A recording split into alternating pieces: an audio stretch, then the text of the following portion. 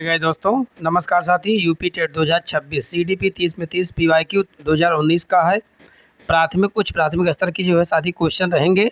आप लोग इस सेशन को ज़रूर देखिएगा साथी, क्योंकि प्रीवियस ईयर का क्वेश्चन देखने से थोड़ा सा जो आप लोग पढ़े हैं कितना आपका सही हो रहा है कितना नहीं, कुछ कंटेंट आपका रिवीजन होता है था साथी। ठीक है, चलिए मैं क्वेश्चन की तरफ ले चलता हूँ आपको। अगर आप लोग इस चैनल पर पहली बार विजिट कर रहे हैं साथी, तो आप लोग लाइक शेयर सब्सक्राइब करना बिल्कुल मत भूलिएगा साथी। आपका अपना YouTube channel target with Rohit YouTube channel है। चलो मैं आपको क्वेश्चन की तरफ लेकर चलता हूँ। चलिए साथी, क्वेश्चन की तरफ। पहला क्वेश्चन है, किसने बहुविमात्मक प्रज्ञा का प्रत्यय दिया है? तो किसने दिया है साथी? हावर्ड गार्डनर महोदय ने दिया है। डी ऑप्शन इसमें से सही होगा। Linguistic, logical, musical, spiral, garden, multiple intelligence और क्या इधर म्यूजिकल जो है साथी, बहुविमात्मक प्रज्ञा का प्रत्यय जो है हावर्ड गार्डनर महोदय ने दिया।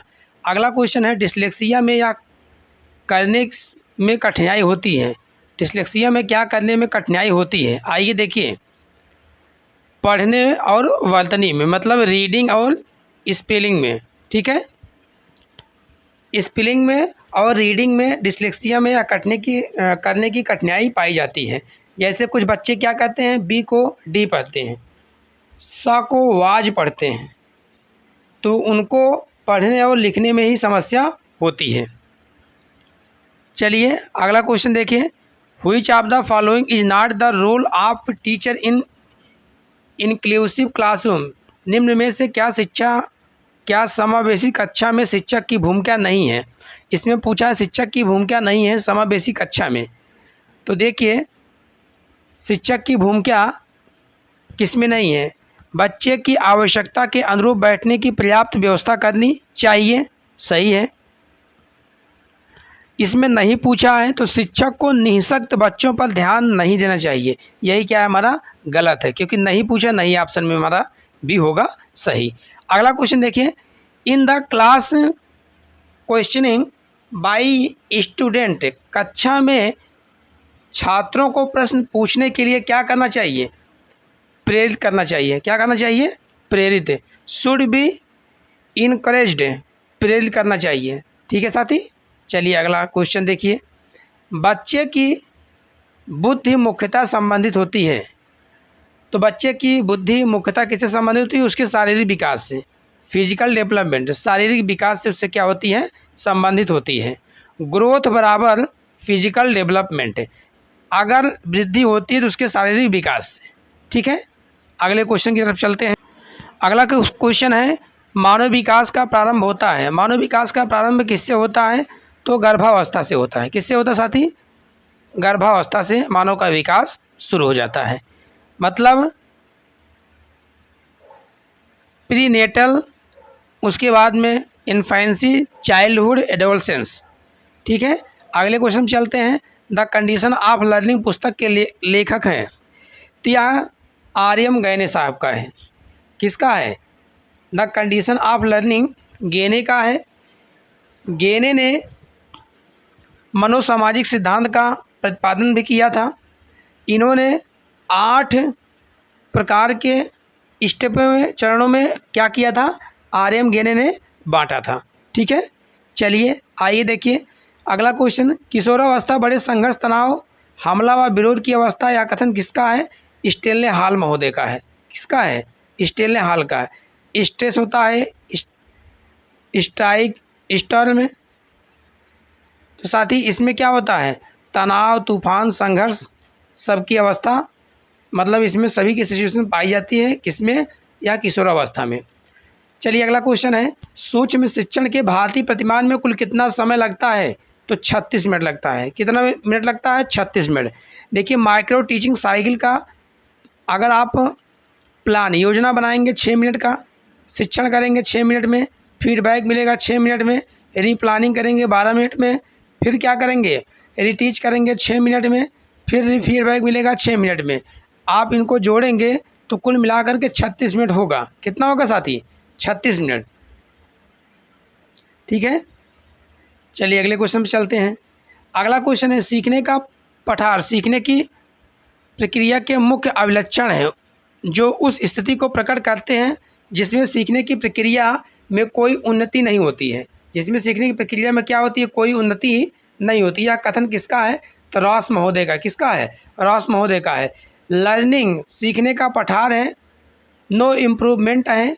ठीक है, सीखने के पठार में यह कथन उन्होंने बताया कि मुख्य अभिलक्षण जो उस स्थिति को प्रकट करते हैं जिसमें सीखने की प्रक्रिया में कोई उन्नति नहीं मिलती है। तो यह रॉस महोदय का था साथी। चलिए, यदि शिक्षक कक्षा में एक छात्र को समस्यात्मक बालक के रूप में पाता है तो उसको क्या कहते हैं।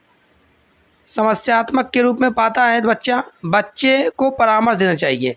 क्या देना चाहिए, परामर्श, सलाह देनी चाहिए। ऐसा नहीं है कि बच्चे को दंड दिए, नज़रअंदाज कर दें, तत्काल घर वापस भेज दें। ऐसा नहीं करना है, बच्चे को क्या देना चाहिए, परामर्श।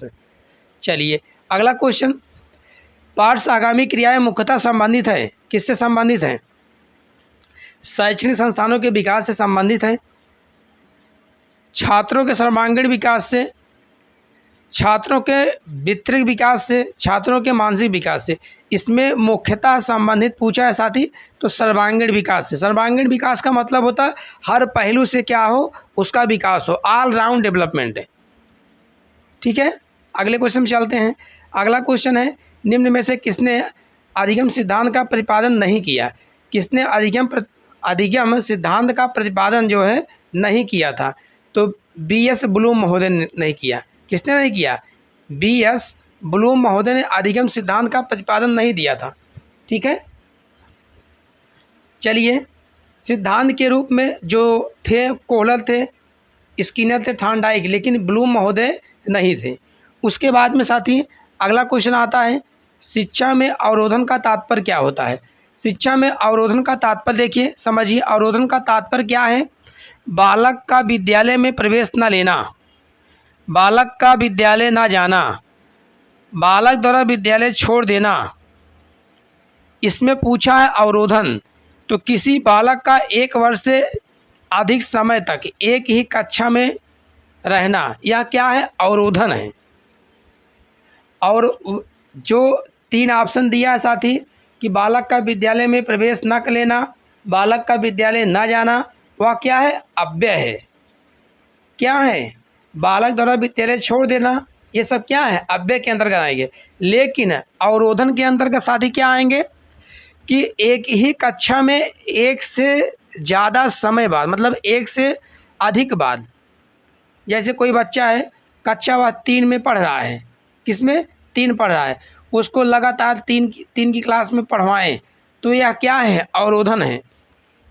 उसको अगली क्लास में जाने से रोक दिया जा रहा है, यह क्या है, अवरोधन है। ठीक है, चलिए, निम्न में से किस कौशल में पूर्व ज्ञान का परीक्षण आता है, तो क्या आता है साथी, प्रस्तावना कौशल, उद्दीपन, परिवर्तन कौशल, प्रस्तावना कौशल, समापन कौशल, प्रदर्शन कौशल।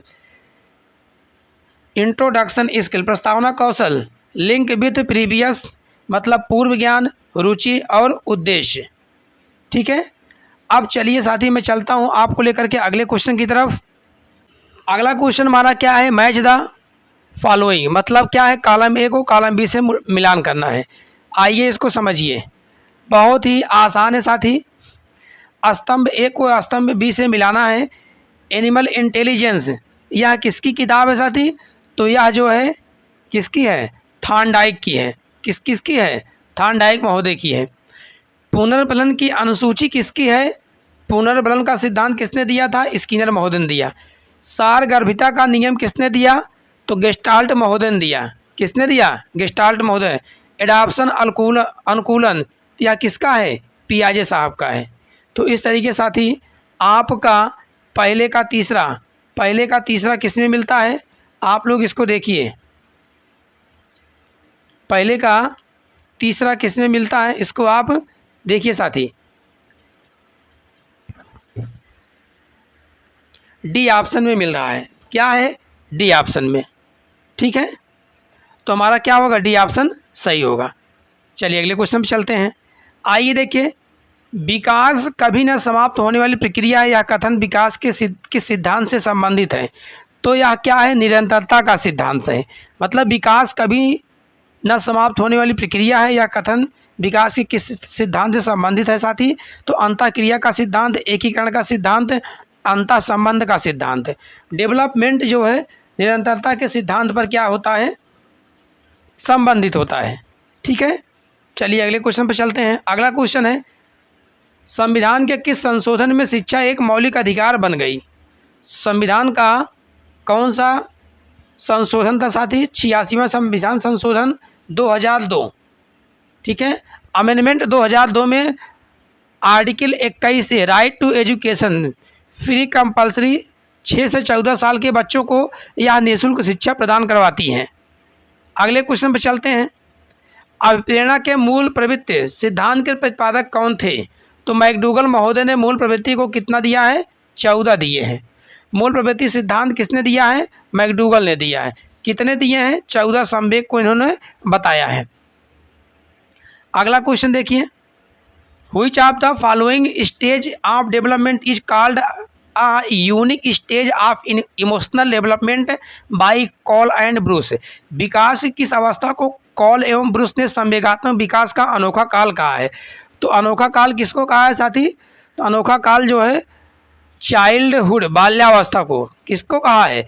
चाइल्डहुड बाल्यावस्था को, इन्फेंसी, चाइल्डहुड, एडोलसेंस, या कॉल और ब्रूस महोदय ने बताया है।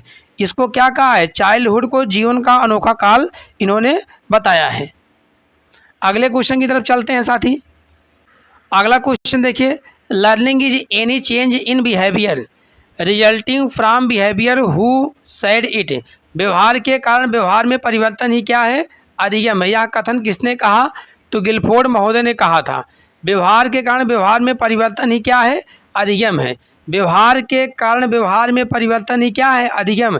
किसका है स्टेटमेंट? गिलफोर्ड महोदय का है। इसके बाद साथी चलते हैं अगले क्वेश्चन की तरफ। Match the list A and list B से सूची ए और बी को क्या करना है? सुमेलित करना है। आइए देखिए बताते हैं। ब्रूनर महोदय क्या करते हैं? अग्रिम संगठक शिक्षण प्रतिमान, शिक्षण प्रतिमान किसने दिया? तो ब्रूनर महोदय ने दिया। आसुबेल संप्रत्यय उपलब्धि शिक्षण प्रतिमान का सिद्धांत है, आसुबेल महोदय ने दिया। ग्लेजर बुनियादी शिक्षण प्रतिमान मिला। हावर गार्डनर साइनेटिक्स शिक्षण प्रतिमान दिए। क्या दिए? साइनेटिक्स शिक्षण प्रतिमान। तो पहले का चौथा किस ऑप्शन में दिखेगा साथी? वही क्या होगा? सही होगा। चलिए आइए देखिए, समस्या समाधान का प्रथम चरण है। समस्या समाधान का प्रथम चरण पूछा है, कौन सा होगा? तो समस्या समाधान का पहला चरण समस्या की पहचान करना। कोई समस्या का सॉल्व करने से पहले समस्याओं को जानना, पहचानना, या क्या है? समस्या समाधान का पहला स्टेज माना जाता है। इसके बाद में अगला क्वेश्चन है साथी हमारा, देखिए, बालकों का अधिगम सर्वाधिक प्रभावशाली होगा जब पढ़ने लिखने में गणितीय कुशलताओं पर बल होगा। कब सबसे ज़्यादा सर्वाधिक प्रभावशाली बनेगा? बच्चों का संज्ञानात्मक, भावात्मक और मनोचालक प्रत्ययों का विकास ही सर्वाधिक क्या होगा? प्रभावशाली होगा। उसके बाद में अगला क्वेश्चन हमारा है, स्मृति स्तर एवं बोध स्तर के शिक्षण प्रतिमान की संरचना में कौन सा सोपान उभयनिष्ठ है? तो कौन सा सोपान उभयनिष्ठ साथी? प्रेजेंटेशन प्रस्तुतिकरण का है। कौन सा है?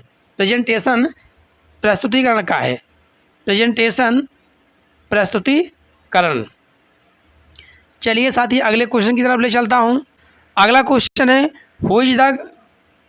Which of the following theory is also known as theory of reinforcement? निम्न में किस सिद्धांत को पुनर्बलन का सिद्धांत भी कहते हैं? क्या कहते हैं? पुनर्बलन का सिद्धांत कहते हैं। तो क्रिया प्रसूत अनुबंधन का सिद्धांत या जो है साथी ऑपरेंट कंडीशनिंग थ्योरी के अंतर्गत आती है। यह जो है किसका है? BF स्किनर महोदय का है। किसका है? पुनर्बलन का सिद्धांत किसने दिया? BF स्किनर महोदय ने दिया। ऑपरेंट कंडीशनल रेनफोर्समेंट थ्योरी, क्रिया प्रसूत बराबर पुनर्बलन का सिद्धांत है। अगले क्वेश्चन चलते हैं। Which of the following stage is not the part of Bruner cognitive development theory. निम्न में से कौन सी अवस्था ब्रूनर के संज्ञानात्मक विकास सिद्धांत का अंग नहीं है? इसमें पूछा है सिद्धांत का अंग नहीं है। आंत प्रज्ञ अवस्था, इंट्यूटिव स्टेज, मतलब आंत प्रज्ञ अवस्था यही नहीं है। प्रतिबिंबात्मक अवस्था, संकेतात्मक अवस्था, क्रियात्मक अवस्था, या तीन अवस्थाएं जेरोम ब्रूनर साहब ने दिया था, लेकिन आंत प्रज्ञ अवस्था इनका नहीं है। ठीक है, आंत प्रज्ञ अवस्था किसकी है साथी? तो जीन पियाजे महोदय का है। किसका है? जीन पियाजे महोदय का है। बाकी तीन अवस्थाएं किसकी है? प्रतिबिंबात्मक अवस्था, संकेतात्मक अवस्था, क्रियात्मक अवस्था, यह तीनों अवस्थाएं जेरोम ब्रूनर साहब की हैं। अगला क्वेश्चन देखिए, मॉरिसन ने बोध स्तर के शिक्षण प्रतिमान में 5 पदों का वर्णन किया है। तो इसमें कौन 5 पद हैं उसको आप लोग देखिए, समझिए। साथ ही देखिए, बहुत ही इम्पॉर्टेंट है, बहुत ज़्यादा क्वेश्चन पूछा गया है, या कई बार वेरी वेरी मोस्ट इम्पॉर्टेंट है, बहुत पूछा जाता है साथी। आइए मैं आपको बताता हूँ। देखिए, इसमें सबसे पहले स्थान पर क्या आएगा? खोज। क्या होगा? खोज करेंगे। उसके बाद उसका प्रेजेंटेशन बनाएंगे, प्रस्तुतिकरण करेंगे। उसके बाद में फिर उसका आत्मसातीकरण करेंगे, मतलब क्या है? एसिमिलेशन। क्या करेंगे? एसिमिलेशन। उसके बाद में ऑर्गेनाइजेशन, मतलब व्यवस्था या संगठन करेंगे। उसके बाद में फिर वाचन या अभिव्यक्तिकरण करेंगे। तो हमारा क्या होगा? सेकंड, फर्स्ट, उसके बाद में फोर्थ, फिर थर्ड, उसके बाद में 5, मतलब 214। फिर क्या होगा? 3 और 4, मतलब 214 35। 214 35 भी ऑप्शन में क्या है? मिल रहा है साथी। चलिए अगला क्वेश्चन देखिए, which of the following is not related with cognitive domain. निम्न में से कौन सा संज्ञानात्मक विकास के क्षेत्र से संबंधित नहीं है? तो क्या है साथी? इसमें से ज्ञान, बोध, अनुप्रयोग है, लेकिन अवमूल्यन नहीं है। क्या है? अवमूल्यन नहीं है। अगला क्वेश्चन देखिए, अगला क्वेश्चन है आज का इस सेशन का लास्ट क्वेश्चन, सबसे ज़्यादा इम्पॉर्टेंट साथी। बहुत बार पूछा गया क्वेश्चन, बहुत बार पूछा गया है कि निम्न में से कौन सा अधिगम वक्र नहीं है? अधिगम वक्र नहीं है। वक्र 3 प्रकार के होते हैं, नतोदर, उन्नतोदर, मिश्रित। मतलब concave, convex, increasing return, decreasing return. उसके बाद में कॉम्बिनेशन, मतलब सर्पीले आकार का, उसको बोलते हैं मिश्रित वक्र। कॉनकेव मिरर जैसे होता है साथी, उसी तरीके से कॉनकेव नरोत्तर होता है। ठीक है, या क्या है? झुका हुआ है, बहुत तेज एक बार ग्रोथ हुआ, उसके बाद में धीरे धीरे कम होता चला जाता है। इसमें क्या है? एक बार शुरू में धीमे हुआ, फिर बहुत तेजी से होता है। या क्या होता है? कॉन्वेक्स होता है। क्या होता है? कॉन्वेक्स। ठीक है साथी, इसी को बोलते हैं, कॉन्वेक्स को उन्नतोदर। इसमें कौन सा नहीं पूछा है? तो लंबवत, लॉन्गिट्यूडनल, यही क्या है हमारा? इसमें से नहीं होगा। ठीक है, तो साथी इस सेशन का सबसे लास्ट क्वेश्चन था। आप लोग अगर इस चैनल पर पहली बार विजिट कर रहे हैं तो आप लोग लाइक से सब्सक्राइब करना बिल्कुल मत भूलिएगा साथी। परीक्षा बहुत ही नज़दीक है साथी, बहुत पास में है, तो आप लोग ज़रूर से ज़रूर सेशन को देखिएगा, अपने दोस्तों तक शेयर कीजिएगा साथी। बहुत बहुत धन्यवाद। All the best. जय हिंद, जय भारत।